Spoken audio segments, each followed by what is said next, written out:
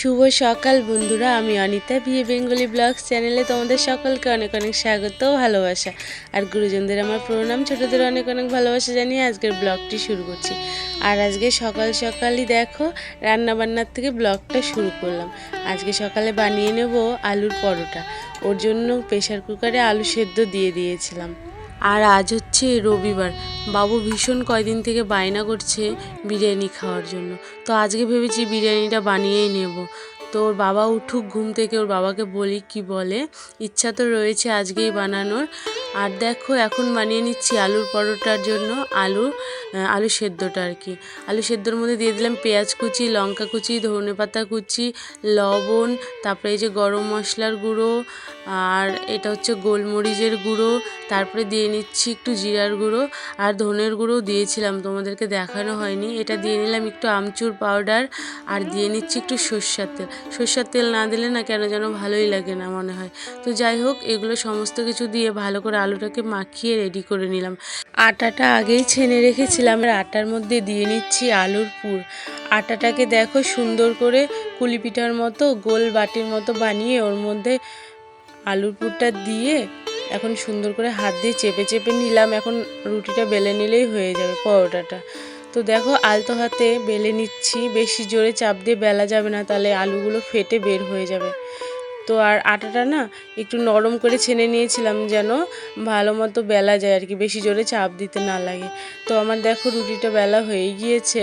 তারপরে কড়াইয়ে বসিয়ে দিলাম। প্রথমে তাওয়া নিয়েছিলাম, তাওয়ার মধ্যে হচ্ছে না, বড় বড় পরোটা হয়েছে তো, আর তাওয়াটা একটু ছোট হয়ে যাচ্ছে, সেই জন্যই এই কড়াইটা নিয়ে নিলাম।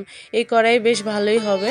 দেখো আর একটা বানিয়ে নিলাম রুটির মতো। প্রথমে ছোট্ট করে গোল করে নিয়ে ওর মধ্যে দিয়ে দিলাম হচ্ছে আলুর পুরটা দিয়ে দেখো সুন্দর করে মুখটা আবার বন্ধ করে নিলাম। নিয়ে এই যে সুন্দরভাবে আলতো হাতে আবার বেলে নিচ্ছি, বেশি চাপ দেওয়া যাবে না, বললামই তো আলুটা নয়তো বের হয়ে যায়।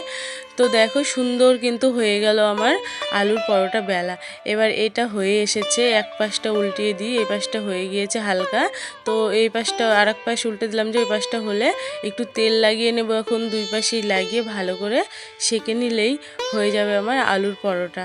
আর এইভাবে কিন্তু আলুর পরোটাগুলো বানালে ভীষণ ভালো লাগে, খেতে স্বাদ লাগে। আর প্রত্যেকটা আলুর পরোটার ভেতরেই আর কি পুরটা বেশি করেই দেবো, ওর জন্য আলুটা না আমি বেশি করে ছানা করে নিয়েছি। আর দেখো আমার একটা পরোটা কিন্তু রেডি হয়ে গেল। এইভাবে সবগুলো পরোটা বানিয়ে নেব। ওদিকে আমার পরোটা বানানো হয়ে গিয়েছে আর এইদিকে দেখো আরেকজন ঘুমাচ্ছে। কি গো, কত বেলা হলো? উঠো উঠো, খাওয়ার রেডি, উঠে মুখ দাও, খাওয়ার দেবো, ওঠো ওঠো। আর এইদিকে এই দেখো কাগজ ছিঁড়ে ছিঁড়ে খেলার বানাচ্ছে, দেখেছো? এদিকে তাকাও, ওঠো, যাও যাও যাও। তোমার ঘুমই হচ্ছে না, বিছানা থেকে নেমে আবার এই যে সোফার মধ্যে এসে শুয়েছে। আজকে এই বেলাটা যাবে না, রবিবার রয়েছে আজকে এমনিতেই, তো আজকে এই বেলাটা যাবে না, ওই বেলাটাই যাবে। তো আজকে একটু বেশি করে ঘুমাচ্ছে, তাই না? হুম হুম, ওঠো ওঠো, যাও মুখ ধুয়ে এসো। তনুর বাবা উঠে ফ্রেশ হতে চলে গিয়েছে আর আমি এইদিকে দেখো খাওয়ার রেডি করে দিচ্ছি। আর বাবু খাওয়ার জন্য বসে রয়েছে। আর এই দেখো আমি দই আর স্যালাডে যা যা দেয় সমস্ত কিছু দইয়ের মধ্যে দিয়ে নিচ্ছি। আর একটু দিয়ে নেব লবণ আর দিয়ে নেব একটু গোলমরিচের গুঁড়ো। এই দেখো ওগুলো গোলমরিচের গুঁড়ো দিলাম আর এটা হচ্ছে লবণ। এবার এটাকে একটু চামচ দিয়ে নাড়াচাড়া করে নিলেই রেডি। আর এই দেখো আর পরোটা নিয়ে নিলাম। আর তন্ময়ের বাবা চলে এসেছে, এখন তিনজন মিলে খেতে বসে পড়েছি। আর আজকে তো তনুর বাবা এই বেলাটার কাজে যাবে না, ওর জন্য সেরকম কোনো চাপ নেই। এখন খাওয়া দাওয়া করে আস্তে ধীরে আমি দুপুরের রান্নার দিকে যাব। আর আজকে না পান্তাও রয়েছে, কি যে করি বুঝেই পাচ্ছি না। আবার বিরিয়ানিও বানাবো ভেবেছি। তারপরে দেখো পরোটা খাওয়ার বেশ কিছুক্ষণ পরে একটু শরবত বানিয়ে নিলাম ছাতু দিয়ে। ঠান্ডা জল নিয়ে আসলো তন্ময়ের বাবা দোকান থেকে, ঠান্ডা জল দিয়ে বানিয়ে নিলাম। এখন তিনজন মিলে একটু এই ছাতুর শরবত খেয়ে নেবো। আর আমার কিন্তু সকাল সকাল স্নান দান সব হয়ে গিয়েছে। আর দেখো বন্ধুরা এখন কিন্তু রাত হয়ে গিয়েছে, আমি একদম রাতের বেলা তোমাদের সামনে এসেছি। আজকে সারা দুপুর আর তোমাদের সামনে আসতে পারিনি। দুপুর দুপুরবেলা সেই পান্তার কথা বলেছিলাম তোমাদের, পান্তাই খেয়েছি। দুপুরে আর বিরিয়ানিটা বানানো হয়নি। আজকে ছিল জল দেওয়ার দিন। কি হয়েছে, আজকে জলের জন্য একবার বাইরে যাচ্ছি আর একবার ঘরে আসছি। আজকে জল দেয়নি গো, তার মধ্যে লাইনও চলে গিয়েছিল। আজকে ভীষণই আমরা অসুবিধায় পড়ে গিয়েছি সবাই। তো যাই হোক, দুপুরটা এইভাবেই কাটলো আজকে। তারপরে একদম দেখো রাত্রেবেলা বিরিয়ানি বানাতে চলে এসেছি। বাবু খেতে চেয়েছিল বলেই তো ছিলাম তোমাদের। আর বিরিয়ানির চালটা বসিয়ে দিয়েছিলাম, দেখো ভাত আমার রেডি হয়ে গিয়েছে। আর সমস্ত রকমের গোটা গরম মশলা দিয়ে দিয়েছিলাম চালের মধ্যে, আর একটু সাদা তেলও দিয়ে দিয়েছিলাম যেন ভাতটা সুন্দরভাবে হয়, ঝরঝরা। তারপরে দেখো আমি ভাতের মার কিন্তু গেলে নিয়েছি। তারপরে চলে এসেছি মশলা করে নিতে বিরিয়ানির। আর বিরিয়ানির মশলাতে সমস্ত রকমের গোটা গরম মশলা রয়েছে, আর রয়েছে জিরা, ধনে। এগুলো সমস্ত কিছু হালকা ভাজা করে নিয়ে তারপরে দেখো বেটে নিলাম। এখন কাগজের মধ্যে মুড়ে রেখে দেবো যেন সেন্টটা না বের হয়ে যায়। আর এখন বেটে নেব বিরিয়ানির মশলা। বিরিয়ানির সমস্ত রকম গুঁড়ো মশলা রয়েছে যেগুলো লাগে। আর এখন খালি আদা, রসুন আর একটু কাঁচা লঙ্কা বেটে দেবো। কাঁচা লঙ্কা একটু বেটে দিলে কি হয়, বিরিয়ানিটা না মানে বিরিয়ানির মাংসটা টেস্ট লাগে খেতে। কাঁচা লঙ্কার একটা আলাদাই টেস্ট হয় তরকারিতে।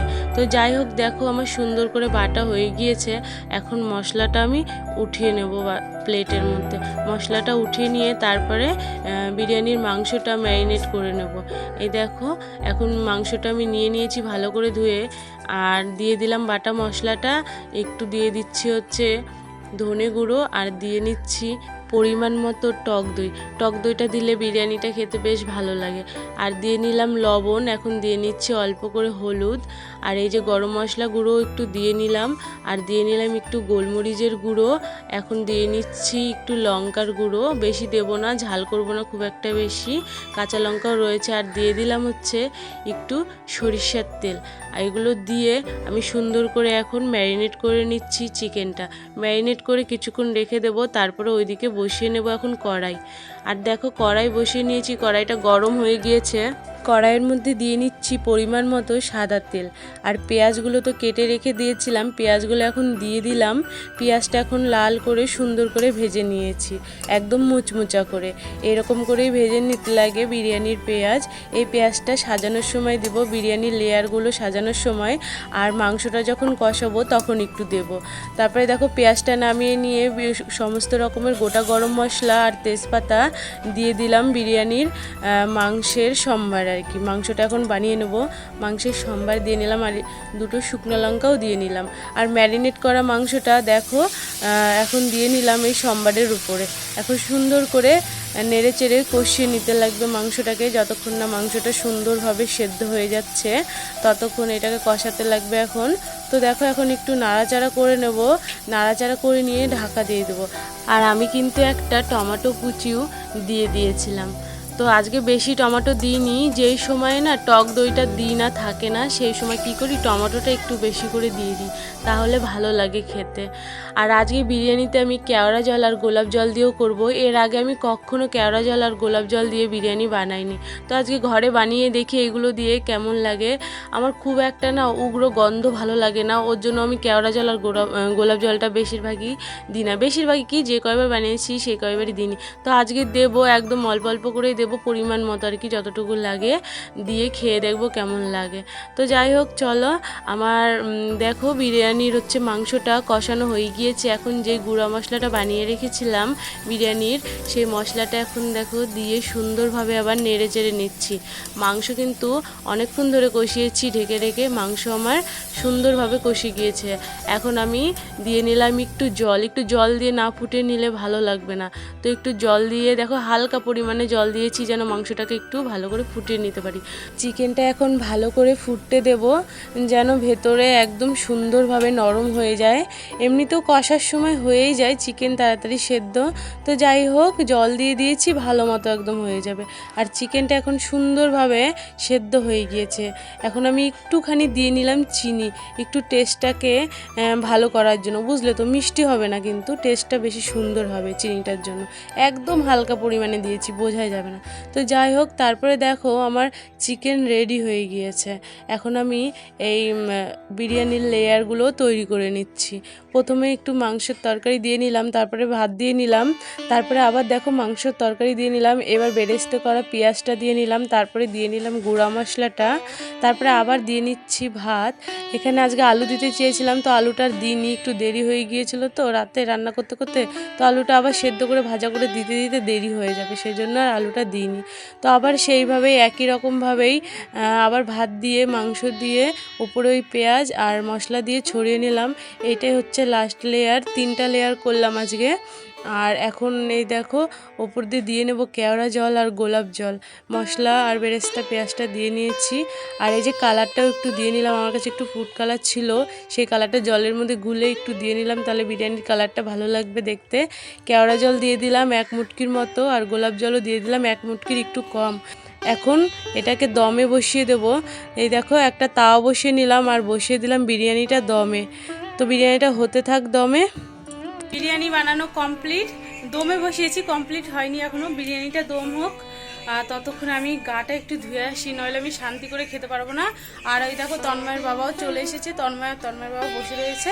এখন আমি চট করে গাটা ধুয়ে আসবো, আর বাবুকেও একটু ধুয়ে দেবো গাটা, ওইও প্রচণ্ড ঘেমে গিয়েছে, খেলছিল। তো গাটা ধুয়ে আসি, ফ্রেশ হয়ে আস্তে আস্তে এদিকে বিরিয়ানিটাও হয়ে যাবে। এত গরম পড়েছে, আর এদিকে আবার জলও নেই, তাও যা জল ছিল ওর মধ্যে থেকে অল্প করে একটু স্নান করে আসলাম, আমিও করলাম, বাবুকেও করিয়ে নিলাম। কি করব, নইলে ভালোই লাগছিল না, পুরো ঘেমে স্নান হয়ে গিয়েছিলাম একদম। তো চলো বিরিয়ানিটা এখন দেখাই তোমাদের। এই দেখো কত সুন্দর হয়েছে, তাই না? খেতে যা সুন্দর হয়েছে না, দারুণ দারুণ খেতে, খুবই সুন্দর হয়েছিল। তো এই দেখো বিরিয়ানিটা আমি তোমাদের ভেতর থেকে দেখাচ্ছি কেমন হয়েছে।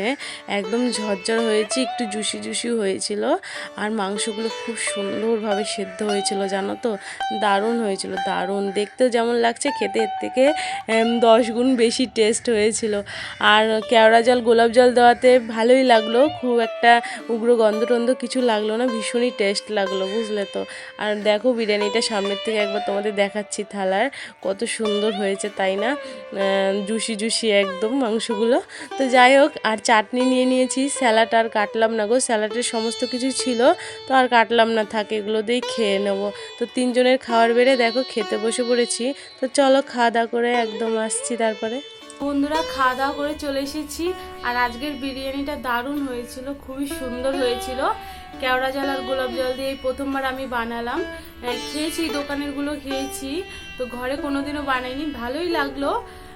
খুব একটা বেশি করে তো দিয়েছিলাম না, মাপ মতো দিয়েছিলাম, বেশি উগ্র গন্ধ ভালো লাগে না। তো যাই হোক, বেশ ভালো লেগেছে খেতে, দারুণ হয়েছিল। বাসনও আজকে মেজে নিয়েছি, মাংসের বাসন তো, আর কালকে হচ্ছে সোমবার, তো ওর জন্য ভাবলাম মেজে নিই। তন্ময়ের বাবা দাঁড়িয়েছিল, মেজে আসলাম বাসনগুলো।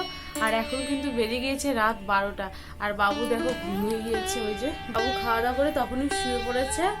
আর আমি বাসন টাসন মাজলাম, আর এইদিকে দেখো, এই দেখো গ্যাস ট্যাসগুলো সুন্দর করে ধুয়ে মুছে, একদম সাবানের জল দিয়ে মুছে ধুয়ে নিয়েছি, এইগুলো ধুয়ে নিয়েছি। তো সমস্ত কিছু ধুয়ে পরিষ্কার করে নিলাম। কালকে সোমবার নিরামিষ, কালকে ওই জন্য আজকেই কিছুটা কাজ আগিয়ে রাখলাম, তাহলে কালকে সকালবেলা উঠে অতটা চাপ থাকবে না কাজের, ধোয়াধুয়ি করতে লাগবে না। তো যাই হোক বন্ধুরা, আর আজকের ব্লগটি আমি এখানেই শেষ করব। আজকের ব্লগটি যদি তোমাদের ভালো লাগে অবশ্যই লাইক কমেন্ট শেয়ার করো। নতুন বন্ধুরা আমার চ্যানেলটি সাবস্ক্রাইব করে আমার পাশে থেকো। সবাই খুব খুব ভালো থেকো, সুস্থ থেকো। সবাইকে শুভরাত্রি, জয় রাধা মাধব, নমস্কার।